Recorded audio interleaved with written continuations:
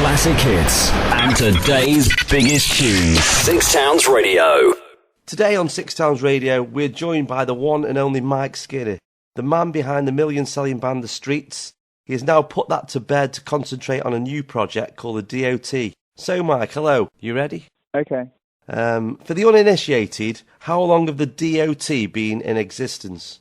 Well, we've we've been doing these like video diaries on the internet, and we're just about to do the 12th, which means we're a year in to that. We've probably been doing it seriously for about 18 months. Cool. It's you and Rob Harvey from the music, isn't it? Yeah. You enlisted his help on the last Streets album, Computers and Blues, but didn't you first meet in the studio? Yeah, I mean, we've shared the same manager. We always have done. So I've known him for probably about 10, 12 years. But yeah, it was sort of at the point where we both had sort of finished up what we were doing, and I guess it was kind of inevitable that at some point we would do something. But yeah, it just worked really well, you know. So we just kind of carried on. I love the D.O.T. video diaries. They seem loads of fun to make and have such amazing energy. You and Rob seem to have amazing chemistry and great camaraderie. It really shows in the videos. Yeah, I mean, I've never been in a group like that. We've got a very similar sense of humour, and it's just it's sort of we're both very similar in doing it for the same amount of time and sort of being in the same point, really. You've taken the new songs you've worked on out on the road. Was it easy to select the ones you wanted for the album? I mean, it's just a case of what works. I mean, we've done about 60 or 70 songs, so not all the songs that we're singing live have actually come out yet. But it's about having a sort of a variety, you know, so that it doesn't get too kind of bogged down in sort of one thing. And there are songs that are really good just because they happen to be sort of similar to other ones. We tend to choose other ones. Yeah. You just said you wrote 70 songs and threw a lot away. Did you have to pull some out of the bin and take another look at them? Yeah, I mean, they do get pulled out the bin. I mean, I was we did a couple of songs at the Red Bull studio, and someone was on Twitter talking about them quite recently, and we hadn't really thought about one of those songs for a while, and that will probably go on the next album as well. So yeah, there's a lot of stuff that's probably sort of getting overlooked. But I mean, when you know, kind of really good songs come along, you all know it, you know. And What is the album's title? What other names went through the Mike Skinner filter? I mean, there wasn't really anything else that really stuck like that title. It's like a bit of a joke, but I think it's a good album title. It's sort of can be quite serious as well as being to us quite funny. I think you've got to be careful when you're sort of referencing sort of in jokes, because sometimes it can just seem a bit surreal and a bit weird to people. But it works on both levels like that. The project has taken you back to your love of the production side of music making. Who are the producers you look up to? When I was growing up? Yeah. Well, I was into sort of rap music, and also, I mean, I really loved Daft Punk.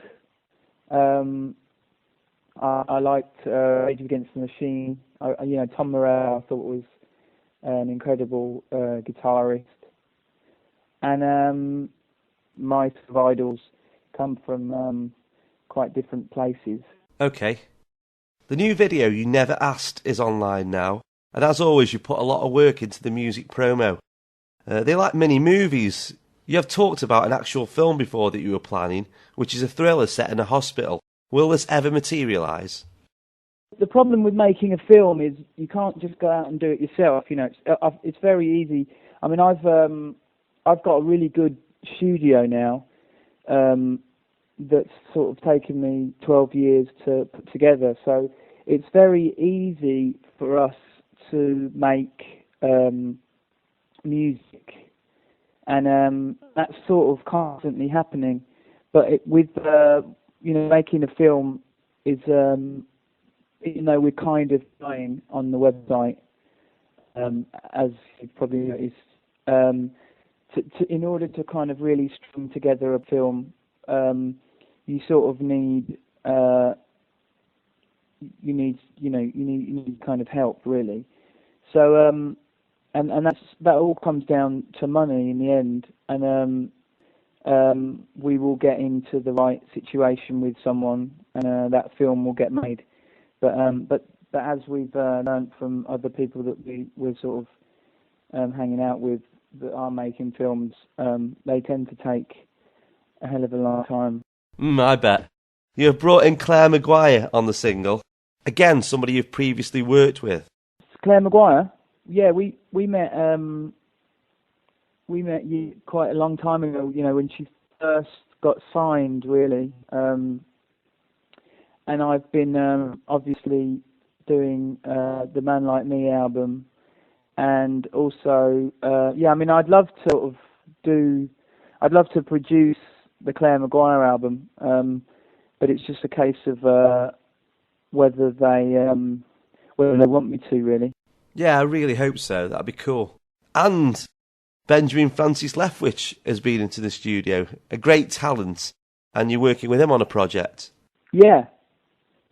Yeah, I mean, he's he's you know, it's a case of you know, when someone sort of gets in contact and you sort of you get on, you know. Yeah, and he I did a remix for him a while back, and then he's always touring. You know, he's kind of constantly on the road. And he came to the studio and we did a song, but it's kind of very different from what he's done before, and maybe put it out on our label or something. But yeah, it's kind of been sitting there for about 6 months now. You just mentioned that he tours a lot. Are you relishing being on the road again? Have you missed that? Well, it's completely different. This doing the D.O.T. and doing the streets is completely different. So it's not really, it doesn't really sort of scratch the same itch. But yeah, I mean, I think probably what I've missed more is the feeling of sort of that anything could happen, and sort of genuine sort of fear and excitement about sort of the way things are going, and obviously when you begin a project, that's really sort of everything you think about, and then it sort of gradually settles down, and you have a sort of I guess a fan base, you know, and a base in the market, and it sort of it's not quite as sort of creative or intense, you know. So with the D.O.T, it feels like it did at the beginning of the Streets. So I think even when I was touring with the Streets, I guess I probably missed that. Do you think there'll be fans of the Streets who will turn up and just not get it? Yeah, I do. I think there will be Streets fans that don't get it, and fans of the music, you know, Rob's band, that don't get it. And I think there will be people that didn't get either of those bands that like the D.O.T. It's I think all my sort of all the people that I really, all the artists that I really love, you have to respect that they do what they believe in, and you can't expect them to always do what you want them to do, and that's part of what makes them an artist. And people don't always know what they want until an artist sort of does it, and great artists often sort of reinvent themselves in uncomfortable ways, and I love it. So people can sort of make up their own minds. Definitely. Well, mate, I've followed your career from original pirate material to today, and I love the new stuff. I want to wish you all the best with it, and thanks for your time. Yeah, thanks for the support. Cheers, mate. Cheers. Take care, bye. Cheers. Six Towns Radio. Amazing local presenters. And the best local DJs.